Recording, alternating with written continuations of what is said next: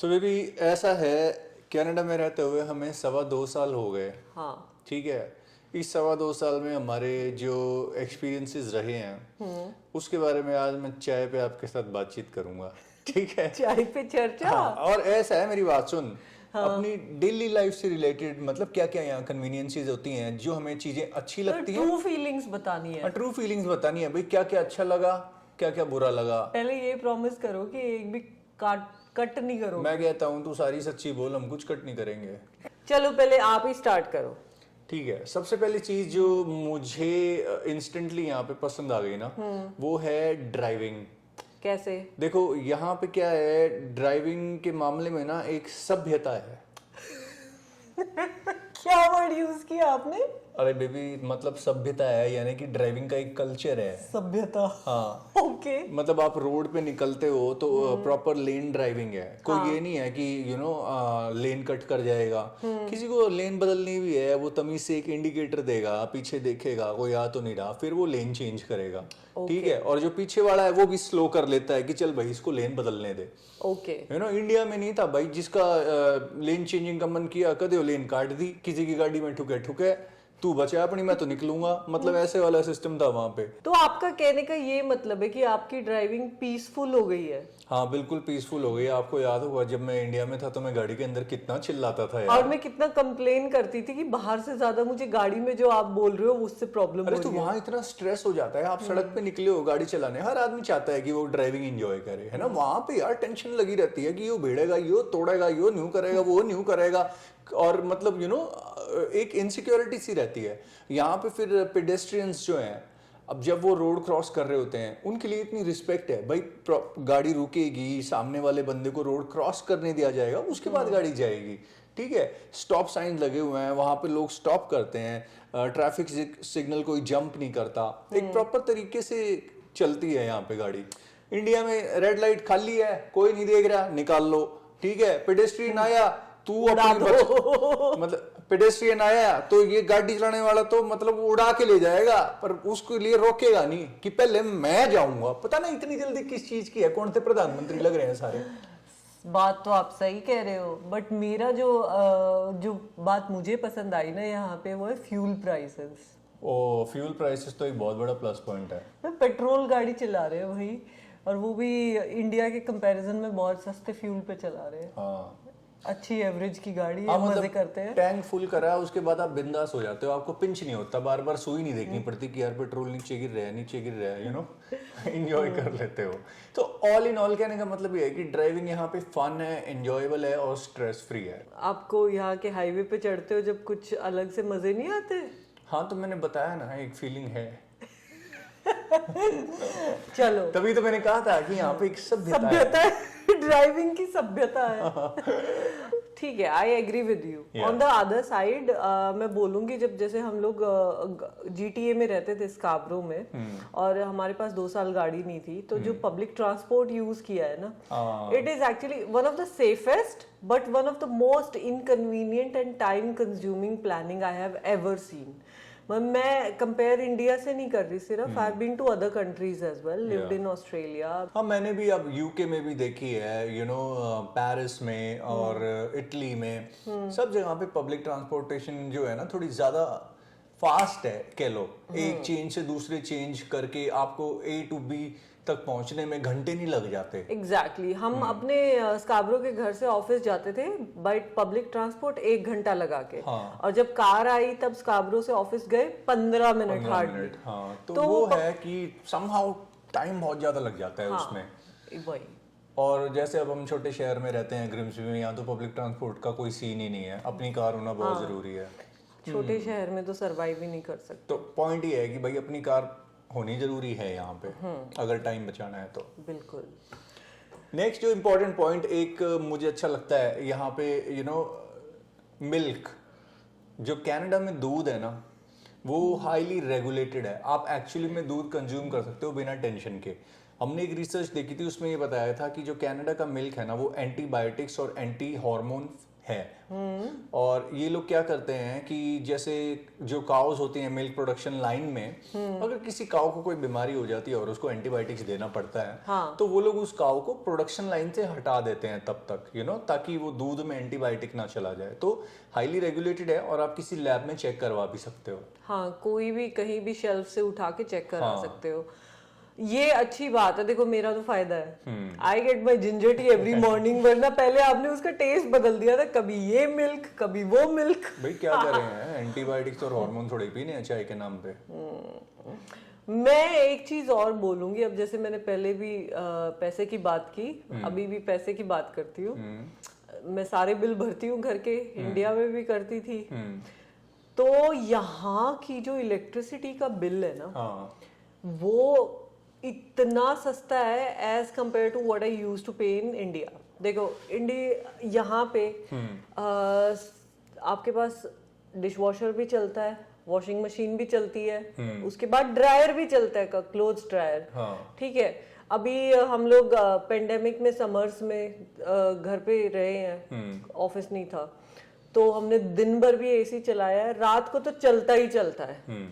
ठीक है, और जो मैक्सिमम बिल इतना सब यूज करके भी मैक्सिमम बिल मैंने पे किया है ना अपार्टमेंट में, विद इट्स अराउंड $72। वो तो मैक्सिमम था। हाँ। और ऑन एन एवरेज कितना हमारा ऑन एन एवरेज ज्यादातर महीने, क्योंकि 2-3 महीने ही एसी की जरूरत पड़ती है, जो जब एसी नहीं चाहिए होता है ना, तो ऑन एन एवरेज में $40 से $45 के बीच में ही पे करती हूँ। दैट्स वेरी गुड यार। मतलब एक चीज तो फिर भी ऐड करना भूल गई, जो अपना खाना भी बनता है ना, गैस, वो भी इलेक्ट्रिसिटी से चलती है। और तू याद कर, इंडिया में तो मतलब ये था कि भाई अगर एसी चलाना तो एक गुना है, मतलब जिसका एसी चल गया उसकी तो बिजली की बिल की बैंड बज जाएगी। बड़ा सोच समझ के तमीज से कंज्यूम करना पड़ती थी इलेक्ट्रिसिटी। हाँ, ये बात बिल्कुल सही बोली आपने। और तो ये मेरा एक पॉइंट था। इलेक्ट्रिसिटी बिल डेफिनेटली यहाँ पे अफोर्डेबल है, तो ये फैसिलिटी हमें पसंद है। हाँ, ठीक है। एक बात कर लेते हैं, गवर्नमेंट का जो सपोर्ट है वो इतना आउटस्टैंडिंग है ना, इतना प्रॉम्प्ट और टाइमली है। ठीक है, कि अभी कितने सारे लोगों का जॉब चला गया पेंडेमिक में। ठीक है, मतलब कि सरकार ने सबको दे दिया, जिसने अप्लाई किया, बोला बाद में देखेंगे, जिनसे वापस लिया है भाई हिसाब बाद में करेंगे। जिनका वैलिड थे रीजन, उनसे वापस थोड़ी लिया, उनको दे दिया भाई, लो। हाँ, कोई दिक्कत नहीं है। Take it when you need it, will decide later किसका वैलिड है किसका इनवैलिड। देखो, आपने एम्प्लॉयमेंट इंश्योरेंस दे रखा है तो सरकार आपको बेरोजगारी भत्ता मौके पे देती ही देती है। यहाँ पे उसमें कोई है ही नहीं चेंज, मतलब इतना ऑनेस्ट है ना यहाँ पे सिस्टम इस मामले में।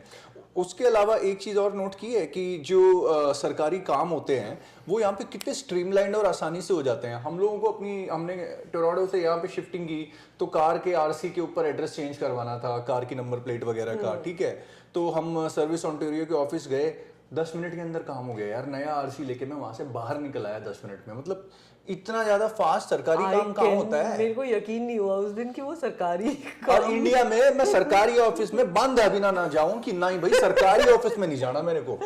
आई नो, ना कोई अंडर द टेबल ना कुछ और, अपने काम करा के आराम से आ जाओ। अच्छा, एक चीज जो मुझे बहुत पसंद है, क्योंकि मैं फिटनेस फ्रीक हूँ, तो मेरे लिए सप्लीमेंट बहुत इंपॉर्टेंट होता है। आपको खाने पीने की बात करनी है, पहले दूध अब सप्लीमेंट, खैर बताओ। तो बेसिकली क्या होता है, जैसे अब मेरे को वे प्रोटीन आइसोलेट चाहिए, वो भी नेचुरल एंड ऑर्गेनिक। ठीक है, कोल्ड प्रेस्ड। तो मैं कॉस्टको जाता हूँ, वहां से काइजन नेचुरल का अपना वे प्रोटीन आइसोलेट लाता हूँ। $49 में मिल जाता है मुझे 5 LBS का। ठीक है, मतलब तकरीबन 2.5 किलो का। और प्योर प्रोटीन, उसमें 35 ग्राम प्रोटीन पर स्कूप होता है। अब इंडिया में मुझे सेम लेवल का प्रोटीन लेना पड़ता था ना, वे आइसोलेट ऑर्गेनिक, सो 8 से 10 हजार रुपए में मिलता था। तो यहाँ से 4 गुना ज्यादा कीमत थी वहां पे प्रोटीन की। तो मेरे लिए तो भाई कनाडा सुपर हिट है। और बाकी भी मेरे सप्लीमेंट हो गए, जैसे विटामिन्स हो गए, मिनरल्स हो गए, हर्ब्स हो गई, क्लोरेला, स्पिरुलिना, ऐसी चीजें जो हैं, कॉर्डिसेप्स, गैनोडर्मा। यार इंडिया में सोने के दाम में बेचते हैं इन चीजों को, और यहाँ पे मुझे इतनी इजीली एक्सेसिबल है, प्योरिटी है, अच्छी चीजें हैं। तो सप्लीमेंट्स के मामले में कनाडा सुपर हिट है मेरे लिए। हाँ, ये बात तो है।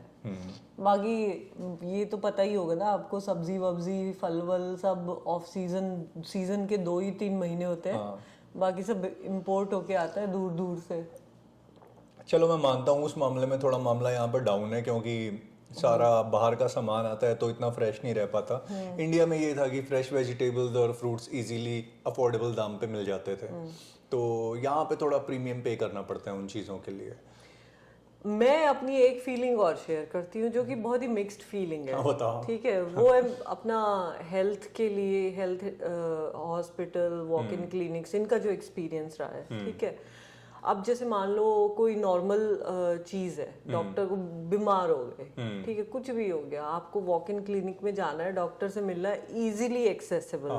ठीक है, कोई दिक्कत नहीं, available any day, available any day होता है, बट वहाँ पे एक छोटा सा है कि आपको 1.5 से 2 घंटे कई बार लग जाते हैं, कई बार जाते भी काम हो जाता है। ठीक है, वेटिंग की इंडियंस को आदत है। ठीक है, अब इसके अलावा अब इमरजेंसी सिचुएशन है, 911 ही आगे अवार्ड विनिंग है। ओहो, 911 को सल्यूट करता हूँ। हमारा एक्सपीरियंस आउटस्टैंडिंग रहा है। 10 से 15 मिनट के बीच में आ जाएंगे यहाँ पे, अपना पूरा बटालियन आ जाती है पूरी यार, इक्विपमेंट के साथ आपको इतना सिक्योर फील करवा देते हैं। आपके घर में घुसते ही इतने जेंटल सी एक स्माइल होती है, और जिस आवाज में वो बोलते हैं ना, आदमी आधा तो पहले ही ठीक हो जाता है कि ये आगे आप संभाल लेंगे। सही बात। ऐसे ही, और आपने बताया था लास्ट टाइम तो वो बड़ा हैंडसम सा बंदा आया था। हाँ, बंदा भी बहुत हैंडसम था। अच्छा, तो लेकिन अभी अदर साइड देखो ना। हाँ, ये तो अच्छे पार्ट थे। ये अच्छा पार्ट था। जो असली वाला बताओ। हाँ, असली वाला बताती हूँ। मैं गायनाकोलॉजिस्ट से एडवाइस लेना चाहती थी। I wanted to book appointment. ठीक है, मैंने अपने फैमिली डॉक्टर को बोला कि मुझे रेफर कर दे। तो हमने एड्रेस चेंज कर लिया, तो उसने बोला भाई तुम ही फोन कर लो, जिसको भी भेजना होगा तुम बता देना, हम भेज देंगे रेफरेंस। तो इतने गायनाकोलॉजिस्ट को मैंने फोन किया एक हफ्ते तक। हाँ, काफी। किसी ने मेरे को अपॉइंटमेंट नहीं दी। ठीक है, रेफरेंस के बाद भी वो बोले कि 3 से 4 महीने का वेटिंग टाइम है। 20 जून को रिक्वेस्ट डाली थी। मेरी अपॉइंटमेंट है कमिंग सितंबर को, 15th को। That also is a telephonic appointment. आप पूरा खुल के क्या दिल की बात करोगे। 3 महीने लग गए एक टेलीफोन अपॉइंटमेंट मिलने में। एग्जैक्टली। तो स्पेशलिस्ट की एडवाइस चाहिए हो या कुछ मिलना मैंने सुना है ये भी कि जैसे लोगों को किसी को सर्जरी करवानी है, ऑपरेशन है, कई महीने लग जाते हैं, वेटिंग लिस्ट में लगे हुए उनके नाम, बहुत लंबा वेटिंग पीरियड है। पर एक चीज है, अगर अब हम बात कर रहे हैं सरकारी फैसिलिटी की, ठीक है, सरकारी डॉक्टर हो गए, सरकारी हॉस्पिटल। अब इसको अगर इंडिया से कंपेयर करें तो ऐसा तो सरकारी हॉस्पिटल और डॉक्टरों की वहां भी बहुत ज्यादा वेटिंग है। वेटिंग की तो मैं बात ही नहीं कर रही। कंपैरिजन सरकारी से नहीं कर रही। देखो, इंडिया के तो सरकारी अस्पतालों की हालत भी बहुत खस्ता है। यहाँ पे तो A1 लेवल की फैसिलिटीज है। ठीक है, that I am not complaining about, but what I am saying is कि अपने इंडिया में एटलीस्ट हम लोग के पास ऑप्शन है कि आप किसी प्राइवेट के पास दिखा लो, मिल लो, 500-600 रुपए दे दो, ज्यादा इतना क्या, कंसल्टेशन ही ले लेगा। ठीक है, but you get that advice at the right time. ठीक है, व्हेन यू नीड इट। ठीक है, अब मैं पहले अपॉइंटमेंट की भी वेट करूं उसकी, समझ रहे हो ना आप मेरी फीलिंग? ये बात समझ गया मैं कि ये तो यहाँ पे ऑप्शन हमें भी मिलना चाहिए। प्राइवेट की फैसिलिटी होनी चाहिए कि भाई चलो किसी को जल्दी है तो वो अपना जाके एक्स्ट्रा पैसे देके काम करवा ले। हाँ, ये एक मुझे लगता है कि ये सिस्टम ना, प्राइवेट और सरकारी, ये दोनों के दोनों सिस्टम हर कंट्री में अवेलेबल होने चाहिए। I agree with you on that. तो एक चीज और आ गई अब मेरे दिमाग में इसी से, क्योंकि अब हम सच्चाइयां निकाल रहे हैं बाहर। तो एक जो चीज मतलब मुझे इंडिया में ज्यादा अच्छी लगती थी ना कनाडा से, वो छोटे मोटे काम हो गए, जैसे इलेक्ट्रिकल का काम हो गया, घर में सॉकेट बदलवाना है, कोई तार जुड़वानी है, या कोई प्लम्बिंग का काम हो गया, या कारपेंटर का, इतना ज्यादा यहाँ पे ऑर्गेनाइज और हवा बना देते हैं ना कि मतलब अगर कोई आ गया आपके घर में हैंडीमैन काम करने तो $100 तो लेके ही जाएगा, मतलब कि कहीं नहीं गए, 100 तो गए ही गए। 4 कीले ठोकनी हो बस। अब मतलब ऐसे भूमिका सी बना देंगे जैसे पता ना क्या, और ड्रिलिंग करने के लिए कील ठुकवानी है, कुछ भी करना है, ले भाई आगे। एक तो विजिटेशन चार्जेस होते हैं, उसके बाद हैंडीमैन के वर्क के चार्जेस होते हैं। अब इंडिया में क्या था, आपको चलो कील ठुकवानी है, शेल्फ लगवाने हैं दीवार पे, जस्ट डायल पे फोन करा और लो, आपके पास आधे घंटे में इतने सारे कारपेंटर्स के फोन आ जाते थे, और आप फटाफट नेगोशिएट करके अपना प्राइस फिक्स करके उसको बुला लो, 50 रुपए लेगा विजिट के, बाकी जो भी आपका सामान लग रहा है, चलो 200-250 रुपए में काम हो गया। मैं कह रही हूँ 500 में भी हो गया। हाँ, 500 में भी हो गया तो हो गया। सॉकेट बदलवाना है, इलेक्ट्रिशियन 5000 5,000 मत यार, मजाक बना रखा है आप। ये इलेक्ट्रिशियन आ गया, वहां पे अपनी कुछ सॉकेट वॉकेट लगा के चला गया, 50-100 रुपए ले लिए। यहाँ पे $100 का न्यू चिपका के निकल जाते हैं। इसी बात पे मेरे ख्याल से आप एक एडवाइस दे दो सबको, ये तो बहुत अच्छी भाई बात देखो, बोल दी। एक एडवाइस मैं देना चाहता हूँ, जो भी यहाँ आना चाहता है अपने छोटे मोटे तार तूर जोड़ने के काम सीख लेना, इलेक्ट्रिसिटी के शेल्फ वेल्फ दीवार पे लगाने हैं तो ड्रिलिंग जरूर सीख के आना, वॉल में मतलब ड्रिलिंग करनी है ड्रिलिंग मशीन से, और छोटे मोटे प्लम्बिंग के नट बोल्ट खोलने हैं वो सीख लेना, क्योंकि यहाँ बहुत महंगा है। हाँ, और ऊपर से एक चीज याद आई, जब अपनी गाड़ी का टायर पंक्चर हुआ था, ओह यस, $40 लग गए भाई एक पंक्चर के। मतलब $40 का मतलब इंडियन रुपीज में कितना हो गया, 2200-2300 रुपए। हाँ। आप इंडिया में आपको हर गली नुक्कड़ में मिल जाता है पंचर वाला, फिर उससे आप आराम से 50, 100, 150, 200 रुपए मैक्सिमम में। मैं कह रही 500 में तो टिप भी चली जाती है, खुशी खुशी पक्का पंचर भी लग जाता है। तो चल तू मैक्सिमम ये सोच ले, जिस दिन तेरा दिल खुश हो, तुझे टिप भी देनी हो तो 500 में तो फिर भी घर आ जाएगा। $40 एक पंक्चर के, और उसमें भी फोन करके पहले उनसे अपॉइंटमेंट, इतनी भूमिका बना देंगे कि तू सोचेगा हाँ $40 तो लाजमी है। एक पॉइंट और बोलना भूल गई, जब हम वो पंचर के लिए गाड़ी लेके आए थे, अब हमें 3 घंटे वेट करना पड़ा था। वेट करवाते हैं वो लोग, तो बाहर घूमते रहते हम पैदल। देखो ऐसा है भाई, एक्सपीरियंसेस होते हैं ये डेली लाइफ के, तो आदमी बोलता ही है, ऐसा थोड़ी है कि शुगर कोट करते रहेंगे हर वक्त, अरे वाह वाह वाह वाह वाह, नहीं होते हैं भाई ऐसी चीजें भी। सही बात है। तो ये वाली हैं कुछ चीजें, देखो खटकती हैं जो। अच्छा, अब मतलब एक जो चीज मुझे और अच्छी लगती है ना, वो ये है कि यहाँ पे लैंडस्केप बहुत अच्छा है। आप स्पेशली समर्स और फॉल के सीजन में कहीं भी गाड़ी लेके निकल जाओ, कैंपिंग के लिए, हाइकिंग के लिए, नेचुरल रिसोर्सेज बहुत अच्छे हैं, तो वो एक अच्छी फीलिंग देता है। हाँ, लश ग्रीन, इतना वाइड लैंडस्केप, हाँ, मतलब कि इतना मेस्मराइजिंग है वो पिक्चर जो है ना, आपकी और सब आंखों कुछ के सामने। आसपास मिल ही जाता है। अगर आप टोरंटो भी रहते हो हाँ। तो आसपास कोई ना कोई मिल जाएगी चीज ऐसी। चलो आप जहाँ गए, पौने 1 घंटे की ड्राइव पे कुछ ना कुछ ढूंढ लोगे। हाँ, वहां पे मतलब इंडिया में थोड़ा ये होता था, हाँ भाई आपको मनाली, शिमला या हिमाचल तो जाना ही पड़ेगा। हाँ। अगर कोई ऐसा पीसफुल एरिया एंजॉय करना है तो। हाँ, ये बात आपने सही बोली। समर फॉल में Canada is actually the best place to be. ठीक है, इतना खूबसूरत होता है, I am enjoying it every day. लेकिन है ना, मेरी एक प्रॉब्लम है अभी भी। 2 साल हो गए हैं, आई ट्राइड माई बेस्ट, लेकिन है ना मेरे से अभी भी सर्दी बर्दाश्त नहीं होती है यहाँ की, और ये मेरे लिए बहुत बड़ा डील ब्रेकर है। मैं एग्री करता हूँ आपके साथ। मतलब -20 डिग्री का जब टेम्परेचर जाता है और फिर उसमें ठंडी हवाएं भी चल रही होती हैं, हड्डियों तक पहुंच जाती है यार सर्दी। हाँ, विंड का आपने एडिशनल पॉइंट बोला, ये विंड तो पूरे साल, याद है हम हाईवे पे थे, ऐसे गाड़ी हिल रही थी, चक्रवर्ती तूफान आते हैं यहाँ। तूफान आते हैं। मतलब ये लगा ले, जो एक लाइन है ना कि भाई एम्ब्रेस द विंटर, मैं ये कहता हूँ एम्ब्रेस द विंटर खिड़की से बाहर चली जाती है जब झापड़ पड़ते हैं हवा के। हम आते हैं देखो इंडिया से, इस सर्दी के यूज टू होना बहुत मुश्किल काम है। मैं ऑनेस्टली बता रहा हूँ, कई बार इतनी फ्रस्ट्रेशन हो जाती है, ये नहीं समझ में आता कि बाहर जाकर खड़े होकर किसके ऊपर चिल्ली मारूं।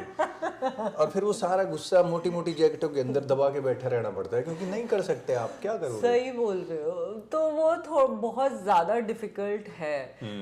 हाँ, नहीं, कई लोग एंजॉय भी कर लेते हैं, ब्लड ग्रुप का भी डिफरेंस होता है, लेकिन एनी हाउ हम लोग का दूसरा ओपिनियन। देखो भाई, ये हमारी फीलिंग्स हैं, और मतलब इसमें कोई ये नहीं है कि यार कंप्लेंट कर रहे हो, ये कर रहे हो। ऑनेस्टी है भाई, ऐसा फील होता है। हमें यहाँ रहना बहुत पसंद है और हम बहुत इंजॉय करते हैं, लेकिन डेली लेवल पे ऐसी ऐसी कुछ चीजें हैं जो आप कंपेयर तो करोगे ही ना। हाँ, हर चीज अपने प्लस माइनस के साथ है। एग्जैक्टली, दुनिया में हर चीज का उतार चढ़ाव प्लस माइनस होता ही है। हाँ, तो वही है, बस हम यही डिस्कस कर रहे हैं कि हमारे लिए क्या डिफिकल्ट हो रहा है और क्या हमें बहुत ज्यादा पसंद है। तो करते तो रहते ही हैं, बट ठीक है, कभी कभार फीलिंग शेयर कर लेनी चाहिए। तो मुझे ये बताओ, अब हमारा जो डिस्कशन हुआ है 2 साल के बाद, do you see yourself in Canada? I see my self in Canada, या Okay. I mean like I said, भाई देखो ऊंच नीच उतार चढ़ाव ये तो हर जगह मिलेगा, ठीक है, उसके यूज टू हो जाता है आदमी धीरे धीरे, पर अपनी भावनाएं तो व्यक्त करनी चाहिए, अंदर क्यों दबा के रखें। हाँ, उसके लिए कौन मना कर। हाँ, मतलब आप तो वो वाली बात थोड़ी करेंगे कि भाई -20 की डिग्री में बाहर बनियान और शॉर्ट्स पहन के खड़े हो गए और बोल रहे हैं आई लव विंटर्स। नहीं ठीक है, मैं शायद मे बी और 2 साल के बाद बताऊंगी। चलो ठीक है, आपको 2 साल और दिए। मुझे बहुत ज्यादा पसंद है, मतलब कि समर्स अभी मैं डेली आपके साथ जाती हूँ, इतने मजे करती हूँ, और मैं इतना रोज यूनिवर्स को थैंक करती हूँ कि I am in this beautiful country at this point of time to see all this. But वही है ना, मुझे विंटर्स ना अंदर से खाती ही रहती है कि आने वाली है, आने वाली है, आने वाली है, धक लगी रहती है। तो मेरा यही है कि if I ask the same question, तो मैं सोच रही हूँ कि I need to give more time, take your time, हाँ, to decide if I see my self permanently. Take your time, you have enough time. चलो जी, ये थे हमारी कुछ मिली जुली सी भावनाएं। हाँ, आम आदमी की छोटी मोटी बातें है ये, कोई ऐसा नहीं है, टेक्निकल नो हाउ नहीं है, हम लोग जो फील कर रहे हैं वही बात कर रहे हैं।